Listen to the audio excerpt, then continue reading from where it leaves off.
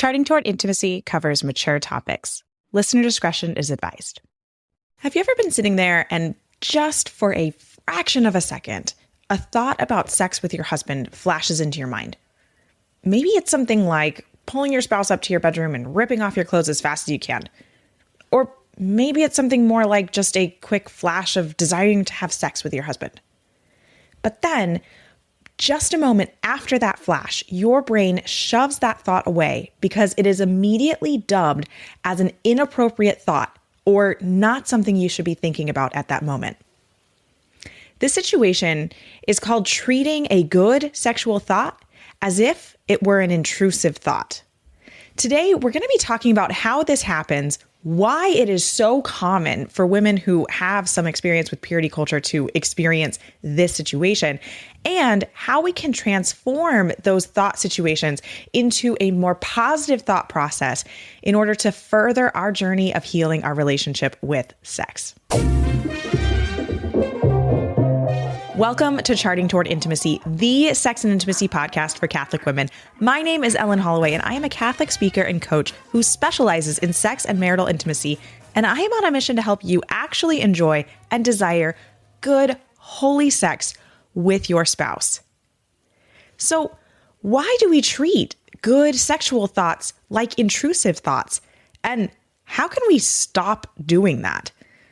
When we realize that purity culture and a twisted understanding of the goodness of the sexual act have impacted how we even allow thoughts about sex into our mind, we can then learn to allow the good thoughts and foster a better relationship with sex overall. So let's get started with today's episode with my co-host, Kathleen Chavanis, joining us. So I think what's going to be helpful to start is let's define what an intrusive thought is.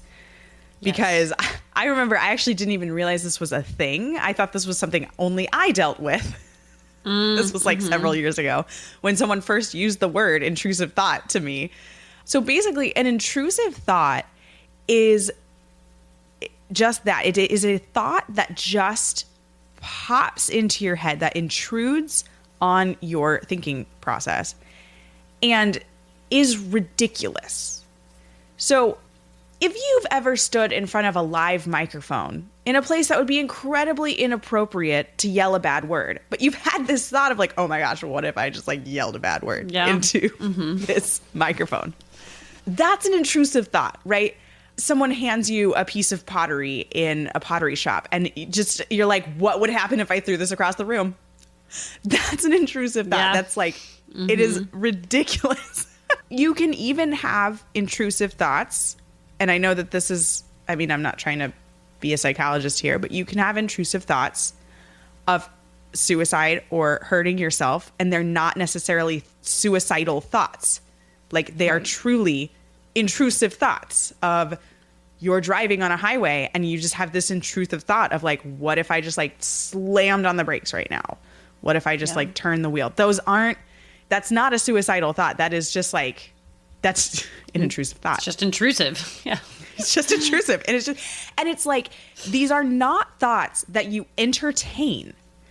They pop into your head and then immediately, like, and not even in a conscious way, your brain clamps down on it and goes, this is dumb. This is the dumbest thing ever. You will never follow through with that. Yeah. Okay. Would you say that was a decent explanation of an intrusive thought? Do you have anything else to add? No, I think so. I think that does basically sum it up. I think the struggle with intrusive thoughts is that sometimes they're hard to stop thinking about. True.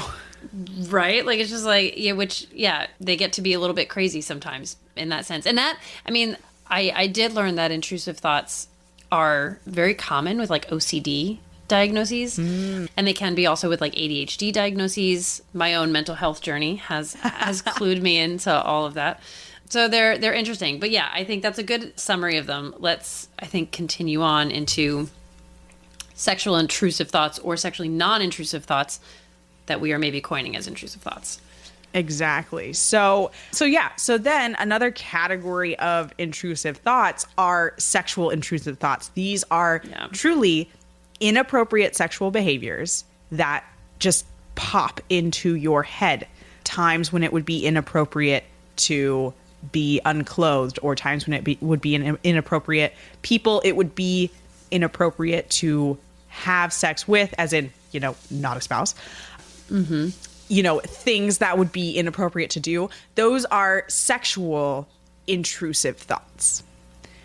Now, what we're talking about today is women particularly, but I think that this could also absolutely apply to men who have grown up in kind of a purity culture situation of, all of youth and adolescence was just sort of like, okay, sex is just not something we talk about. Push it to the side. It's not appropriate to talk about. It's not appropriate to think about.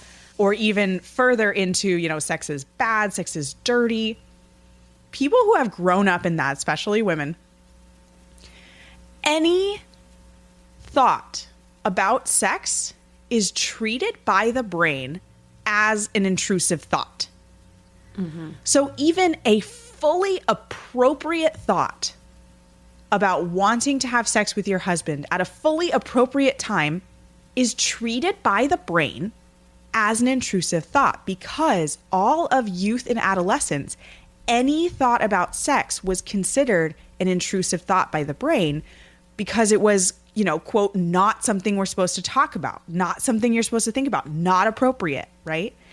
And granted, there's some truth in that certain thoughts about sex as a teen shouldn't necessarily be dived into, right? Like, shouldn't necessarily be entertained, right? But there's also a lot of falsity in that, because it's extremely normal to think about sex. And so, ideally in that situation, in those like youth and teens, they should have been taught how to appropriately entertain those thoughts and kind of recognize them and set them aside. But instead, the survival mechanism that the brain did was just shut it down immediately. The thought pops in the head, clamp it down. Yeah. And then they get married. And then those people get married. Right, yeah.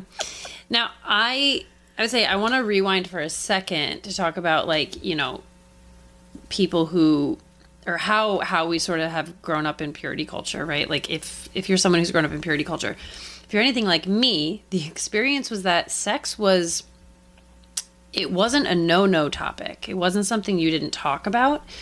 But the message, you could have also grown up in purity culture if the message you received in talking about sex was that if you do it, you are broken, right? Like, it was very easily discussed. I mean, I'm thinking like high school retreats, right? There was always a sex talk. There was always it wasn't a sex talk, it was a chastity talk, right? It was the message that every time you do it, you give a piece of your heart away. And so when you get married, how much of your heart is left to give, right? AKA, you are broken.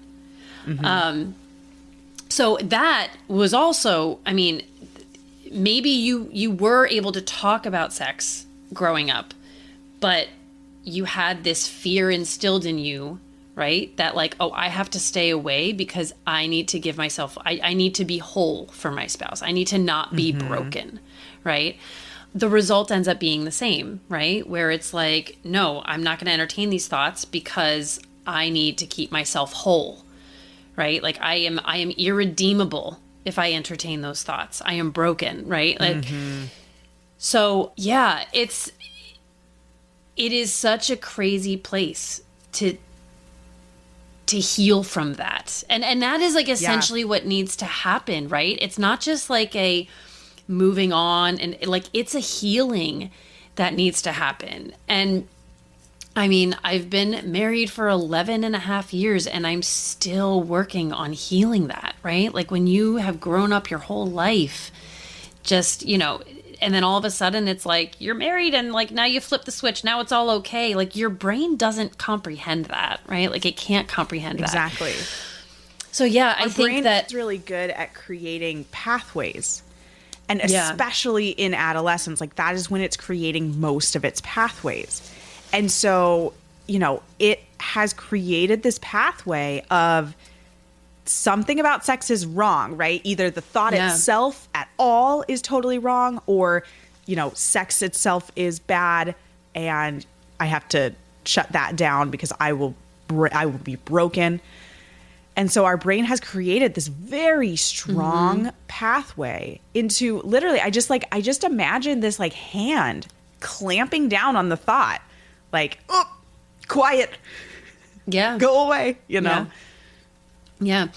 No, when in my own kind of journey of like healing from, the effects of purity culture and whatnot, I mean, obviously I've had like a lot of talks with my husband, right, about it, and sort of like our struggles, my struggles with just sexuality in general. And he points out that like you don't see yourself as a sexual being. Like you don't allow yourself to be that.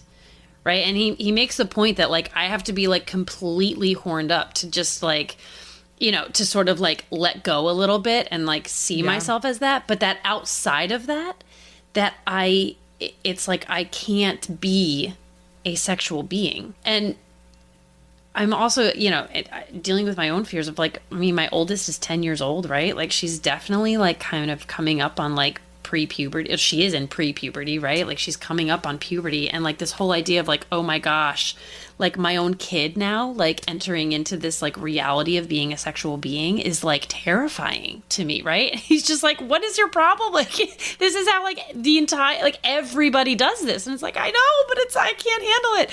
Right. And it's just because of this healing that really needs to happen. But it's like, outside of, like I said, like being like just totally turned on, right? That it is this thing that my brain does where it's just like, you think about it for a second, right? Like just like, oh, it'd be awesome when, my husband comes home to like, just head upstairs for a little bit. And then it's just like, no. Like, that's not you. That's not what you do. That's not how we operate. That's not how we work. Right. Like, that's what we do is we shut it down. It's like, why don't we operate that way? Why can't we work that way? We are married women to attractive, wonderful men. Right. Like, it's like, why can't we operate that way? I just want to validate that thought because I also have like experienced similar things. And I think a lot of you, like you listening, you're probably like, oh my gosh, this totally happened to me before. That is a completely appropriate thought to have about sex with your husband. Like, and we like that, I think is the first step, is recognizing that thoughts like that, thoughts of, oh, what if we just like ran up to the bedroom real quick, like right when he got home, or, after the kids went to bed, like, what if we did something on the couch? Like, those are completely appropriate. They're not intrusive. They are intrusive not thoughts. Intrusive. Yeah. And that's the point of this conversation, is that the first step is recognizing that the thoughts that we have about sex that are completely appropriate, right? We are in the context of a marriage. Sex is something that is encouraged. Those are appropriate, right? Now, yes, there are sexual intrusive thoughts that are inappropriate. If you're thinking of doing something illicit, that's an intrusive thought that's not appropriate. That should be put to the side and like, oh, that's not appropriate, right? You don't need to get angry at yourself. Like, intrusive thoughts are not something we control. They're something that just, they pop in and out of our head. But you need to just like allow yourself to discern, right? If a thought is intrusive or not. Yeah. If it's an appropriate sexual thought, or, if it is something that's like illicit, or, if you have some thought, I mean, these are sort of extreme examples of, but like, inviting the neighbor over to watch or something like that, like that's completely inappropriate. And that thought needs to be put to the side. Yeah. Hey there, we'll come right back to the episode in a moment. But first, I want you to imagine for just a minute what your marriage would look like if sex just wasn't an issue anymore. Imagine your relationship if sex really served as the beautiful fruit of a loving relationship and it helped both you and your husband grow closer to each other and closer to God every time. There was no more hesitation with sex, no more arguments about sex, no more shame or confusion over pleasure. If that seems like a dream come true, or maybe it even seems too good to be true, I want to invite you to fill out the application for my 12-week one-on-one coaching program and imagine what your marriage could be like after 12 weeks of working one-on-one with me to heal your sexual baggage and grow in understanding of yourself, your relationship, and the role of sex in your marriage. Click the link in the show notes to apply today. You know, it's so funny, Kathleen, you talk about like your experience of purity culture, and it's so true. Like you and I grew up in two different experiences of purity culture, because yours was, like sex here is a thing, but don't do it or you're gonna ruin yourself, right? My high school retreats never had a sex talk. Wow. I grew up in a do not talk about it purity culture, right? Like it was just like, that's something that exists, but just absolutely no, just shut it down completely. Yeah. And so it's not so much a feeling of, oh, I'm going to be like broken or I'm like messed up if I do this. It's just that like, this is everything about this. This is what I grew up with, right? Is just completely inappropriate. And it's just like, that's just absolutely not something that I should do. And I think those are two like very common, very valid experiences of kind of growing up in a disordered view of sexuality culture. That's really what it is. It's not purity culture, because purity is great. Like, that's purity true. is a virtue. That's true. Yeah. No, it's just been like very true. Called purity culture, but truly it's a disordered view of sexuality. So I just want to go back to something you were saying about accepting ourselves as sexual beings. I'm going to share a little story time for you all. Woo-hoo. When I was in high school, Zumba was like had really come on the scene. Like it was like it was the new super fun thing to do. And my mom loved it, and so she got me a gym membership, and like I joined in and I was loving it. I loved dancing. My parents are professional ballroom dancers. Like I grew up dancing. Oh, wow. Yeah, you probably didn't know that about me. No, I didn't know that. Yeah. That's cool. And so I was like, this is great. Exercise and dancing together. I'm all about this. And I remember feeling this like wrestling inside of me in these Zumba classes, because some of the moves of Zumba are on the more sexual side. Not necessarily like inappropriately sexual, but it's like it's very much like embracing your body as a woman. And I know men do Zumba, but a lot of these moves are very female. Like lots of hip movement, Latin dance. I mean, like if you go, my background is ballroom dance, right? Cha-cha, rumba, those dances are very hip heavy. And so there's a lot of like, they're very sensual. There's a lot of moving of, your sexual body, and like, and recognizing like, these are the parts of my body that are like sexual, that are associated with my femaleness, right? My hips, those are very associated with me being a woman. Yeah. And I remember having this wrestling in these classes of wanting to just jump in and like fully do these dance moves of lots of hip movement and just like get into these songs, but then also this complete discomfort with moving my body that way because of a lack of accepting myself and my body as a sexual being. Funnily enough, I went on to become a Zumba instructor, and that was still something I struggled with. That's so Isn't that great? Funny.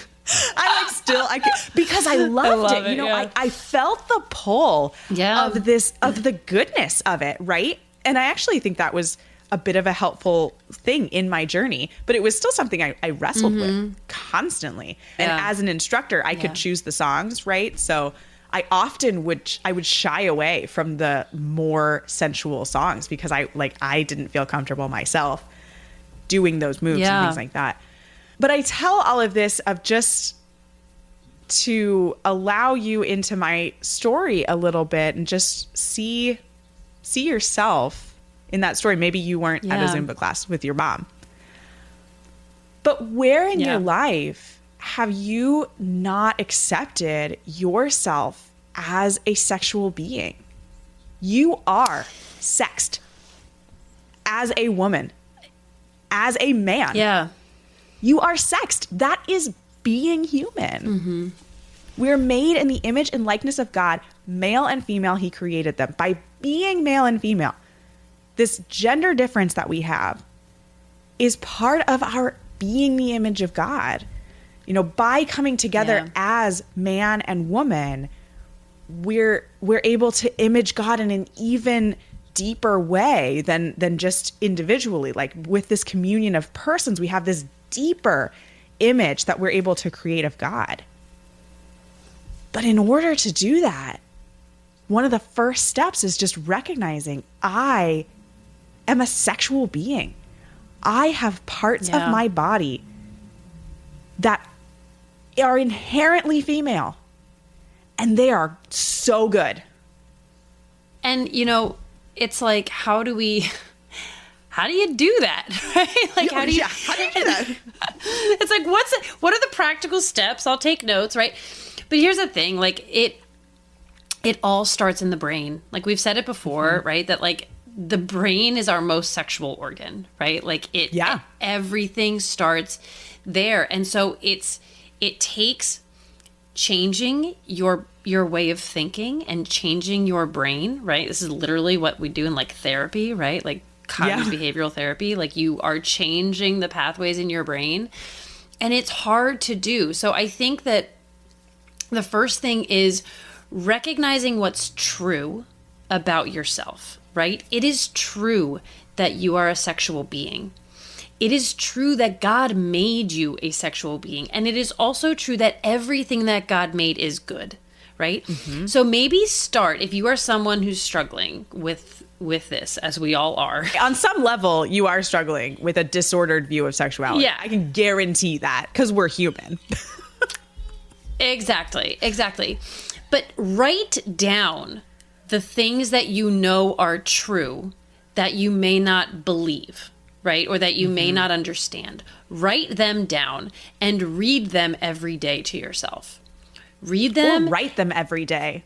Like the process of writing is so good for our brain. Like just like get a little journal that's like just for this and just like write the same things over and over and over again every single day. Yeah. No, absolutely. I think that's phenomenal. Like to write it every day, embody it almost like envision it for yourself. Like, right. Like what does me being a sexual being perfectly created by God in that way mean for me or look like for me? Right. Like how can I celebrate that?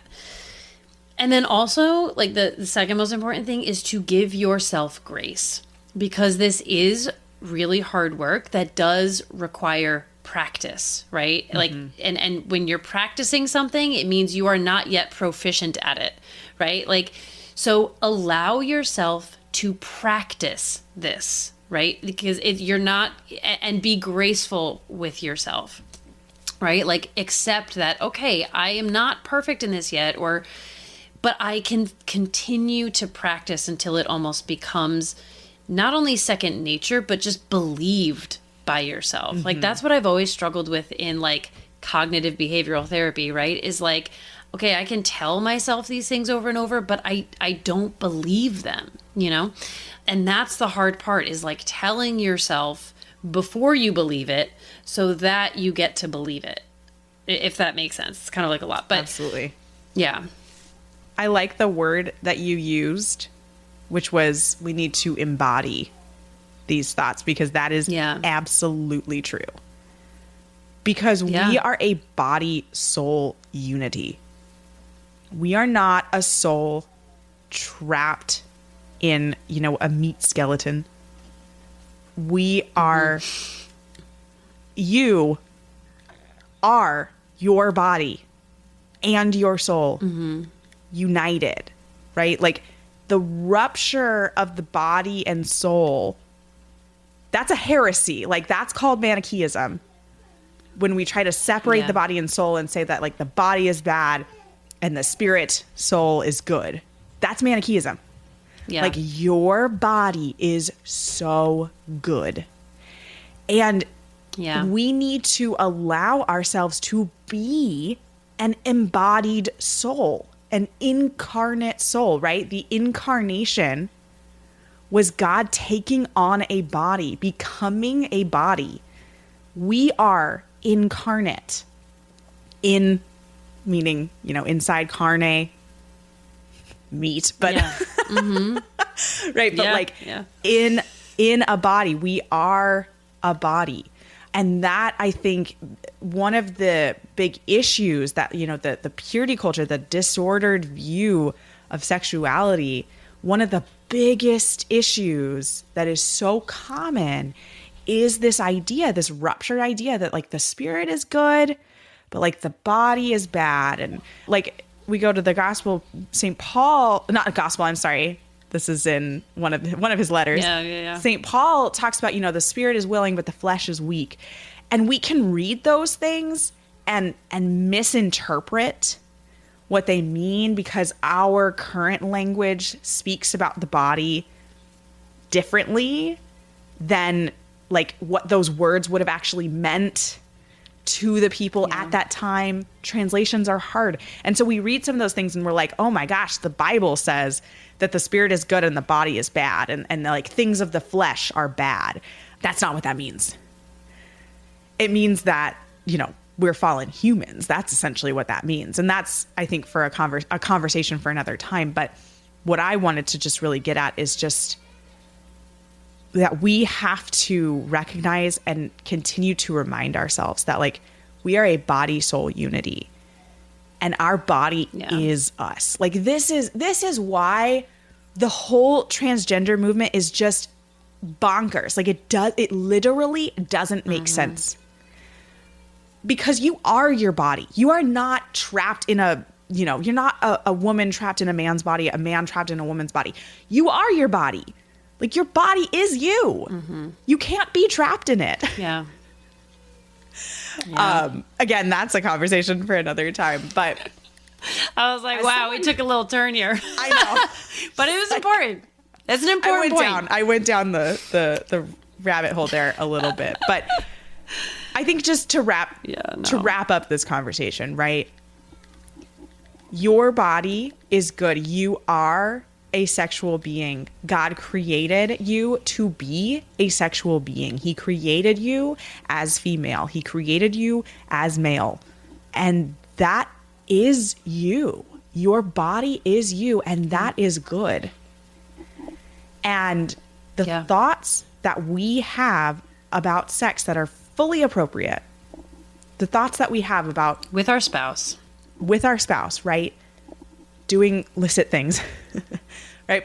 Pulling your spouse up to the bedroom right after they get home from work. Those are so appropriate and so good. Those thoughts are so good. And that actually we should strive to foster those because those will help us to grow in holy desire for our spouse. And so allow those thoughts to happen. Allow yourself to think about sex in appropriate ways and really just embrace the fact that you are a sexual being. Thanks so much for listening. If you are not already following us on Instagram, be sure to check us out at Charting Toward Intimacy. And if you listen to podcasts on a platform that gives you the option to rate or review, we'd love for you to do that because it helps us spread the word about the podcast. If you ever have questions, comments, or episode topic ideas, please reach out to us. We love to hear from you. You can reach out on Instagram or send us an email. Our email is in the show notes. Until next time.